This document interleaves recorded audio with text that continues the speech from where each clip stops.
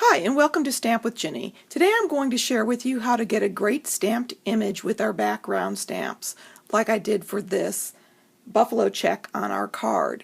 So let me set this aside and I'll show you how I got started. Our background stamps are fairly large, and because I have smaller hands, I have a hard time holding it in order to stamp in the traditional method. So what I like to do is take my ink pad and stamp up the stamp on its back, and I want to get really good coverage on this, so I'm patting my stamp pad all over the surface multiple times. I am going to have a piece of scrap paper here, and that is key to this step, and then I am going to lay my cardstock down onto my stamp, being careful to line it up.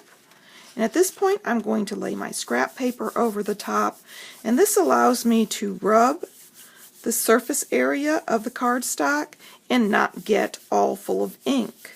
So I've done that, and I'm going to remove it, lift carefully, and there you go, a wonderful buffalo check background.